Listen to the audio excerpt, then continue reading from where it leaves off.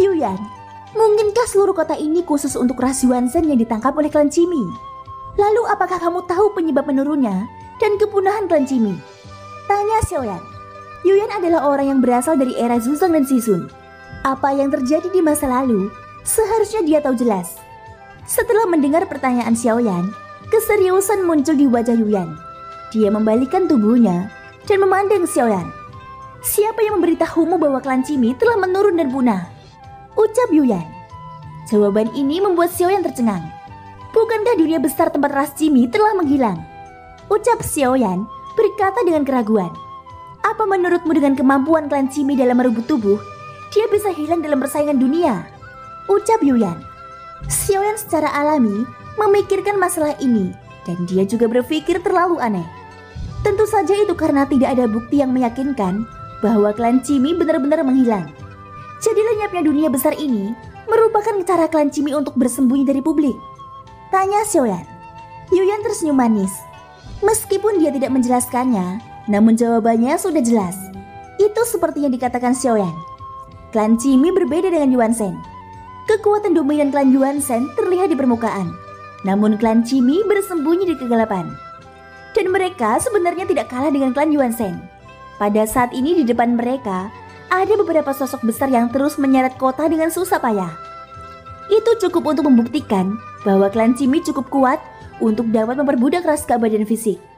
Bahkan musnahnya dunia tanpa batas dan kehancuran klan Yuanzhen mungkin ada hubungannya dengan klan Qimi.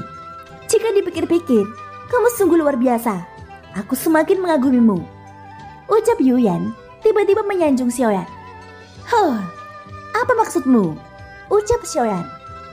Ya, klan Qimi ditakuti dunia karena mereka berspesialisasi dalam merebut tubuh. Dan ras Yuanzhen mendominasi dunia karena mereka diberkahi tubuh keabadian fisik yang sangat kuat. Dan kamu memiliki dua kekuatan tersebut dalam satu tubuh. Hal ini sangat menakjubkan. Ucap Yuyan. Itu berkat Shizun yang mewarisiku kekuatan merebut tubuh. Jadi bisa dikatakan bahwa ini merupakan keberuntunganku saja. Ucap Xiaoyan. Tidak, aku lebih mengenali Shizun daripada kamu. Dia tidak suka ada orang yang lebih kuat darinya. Tidak suka bersekutu dan selalu mengacaukan keberadaan sekte yang kuat. Fakta bahwa dia rela memberikan kemampuan merebut tubuh padamu, kamu pasti orang yang sangat istimewa. Ucap Yuyan. Dalam hal ini Xiaoyan tidak menjawab. Hanya dia yang tahu alasan mengapa Shizun mewarisi kekuatannya. Itu karena dia masih ingin bersaing dengan Zuzang, bahkan setelah kematiannya. Membiarkan dunia tahu bahwa Shizun yang ditakuti seluruh dunia tidak akan pernah terhapuskan.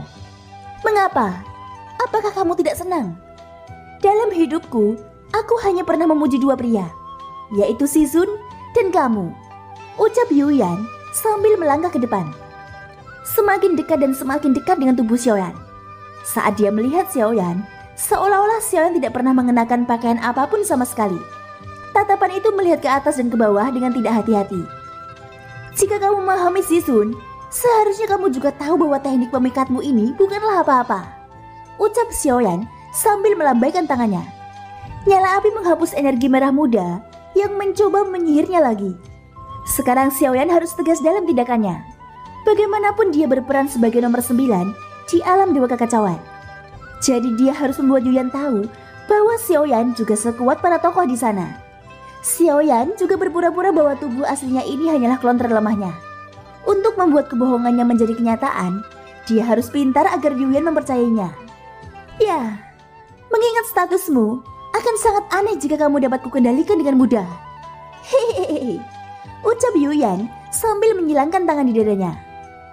Juga, meskipun Shizun memiliki banyak klon, namun nyatanya kekuatannya tidak pernah bergantung pada klon tersebut. Sebaliknya dia membiarkan banyak klonnya mencari keberuntungannya sendiri. Gurumu memang orang gila yang tidak bertanggung jawab. Ucap Yuyan. Xiaoyan sedikit terkejut saat mendengar ini. Hanya sedikit yang diketahui tentang Shizun. Xiaoyan belum pernah mendengarnya. Faktanya secara kebetulan Xiaoyan melepaskan klon suci. Itu persis sama dengan apa yang dilakukan Shizun. Ketika klon tidak banyak membantu tubuh utama, itu hanya akan memakan lebih banyak ruang jiwa. Jadi Xiaoyan dengan sengaja memutuskan kontak jiwa dengan suci dan membiarkannya berkembang dengan caranya sendiri. Tidak peduli apakah klon itu hidup atau mati. Jika berhasil, klon itu akan menjadi kuat ketika dia kembali. Sekarang setelah mendengar kesamaan yang dilakukan Sisun, hal ini membuat Xiaoyan semakin yakin dengan idenya. Tingkat keberhasilannya mungkin tidak tinggi, tapi setidaknya ada peluang untuk membina klon yang kuat. Kamu bilang dia tidak pernah bergantung pada klon. Bisakah kamu memberitahuku lebih spesifik? Tanya Xiaoyan dengan penasaran. Bukankah dia gurumu? Apakah kamu tidak tahu? Ucap Yuyan, matanya yang indah menatap Xiaoyan dengan aneh. Dia pergi sangat lama dan meninggal di sini. Aku belum pernah melakukan hubungan mendalam sebelumnya. Oleh karena itu aku tidak tahu untuk beberapa kasus tertentu. Kamu sebagai orang dari alam iblis kuno, masuk akal jika kamu tahu lebih banyak dariku. Ucap Xiaoyan. Kalau begitu izinkan aku memberitahumu tentang saat ketika nama Raja Jahat Zizun menggerakkan dunia iblis kuno. Setelah Zizun datang ke dunia iblis kuno, dia mengambil tidak kurang dari 100 klon dalam satu tarikan nafas. Di antaranya hampir diambil dari klan Cimi. Hal ini pula yang membuat klan Cimi takut dan membenci Zizun. Sejak sebelum Zizun datang ke alam iblis kuno, klan Cimi tidak pernah mengalami kehilangan darah sebanyak itu. Tapi aku tidak tahu kenapa mereka tidak bisa menangkap Zizun apapun yang terjadi. Itu juga tidak bisa dihapus. Dan pada akhirnya hanya membuat klan Cimi semakin geram.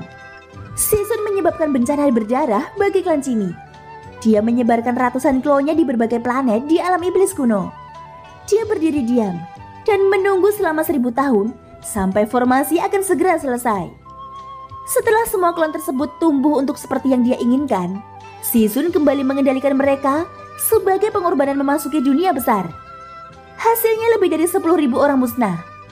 Dan hal yang luar biasa adalah, pada akhirnya dia pergi dengan sesuka hati. Itulah mengapa klan Cimi sangat membenci keberadaan Zizun sampai ke akar-akarnya. Tidak peduli perlawanan macam apa yang dilakukan klan Cimi, mereka semua terbunuh pada akhirnya. Ngomong-ngomong saat itulah aku jatuh cinta padanya, ucap Yuyan. Di akhir katanya, kedua pipi Yuyan agak memerah. Xiaoyan mengerutkan bibirnya. Bisakah dia jatuh cinta pada orang gila yang suka membunuh? Kecuali dia juga orang gila. Jadi Zizun telah meninggalkan banyak klon di alam iblis kuno? Tanya Xiaoyan. Bukankah seharusnya kamu bertanya, apakah Zizun meninggalkan banyak musuh di alam iblis kuno? Ucap Yuyan. Xiaoyan sedikit terkejut saat mendengar ini. Dengan karakter Zizun yang membunuh semua orang, memang benar bahwa hal ini pasti akan meninggalkan banyak bahaya yang tersembunyi. Zizun berbeda dari Susang. Zizun sangat agresif. Tentu saja tidak heran jika dia memiliki banyak musuh. Kalau begitu kamu bisa memberitahuku, ucap Xiaoyan. Jangan terburu-buru. Setelah kamu meninggalkan gerbang kuno, aku akan mengundangmu secara pribadi dan mengatakannya secara jelas, ucap Yuyan sambil tersenyum. Xiaoyan sedikit terkejut. Dia kira dia hanya direncanakan oleh roh dunia iblis kuno. Tak heran jika roh dunia rela memberinya 3 jalur keberuntungan. Namun perhitungan lainnya juga datang dari wanita dengan senyum cerah di sampingnya. Jika Xiaoyan terjebak, dia akan berada dalam bahaya yang dimanfaatkan orang lain.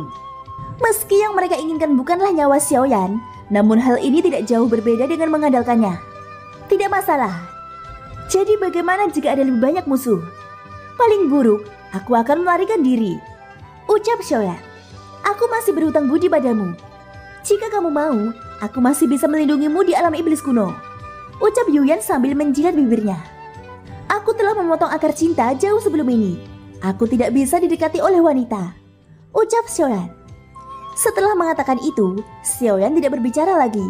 Dia langsung menuju kota di belakang raksasa itu. Hei, jangan terburu-buru. Pemanasan juga penting. Hal-hal baik kadang datang setelah gesekan tubuh. Kamu masih bisa meluangkan waktu untuk itu, ucap Yuyan sambil tertawa.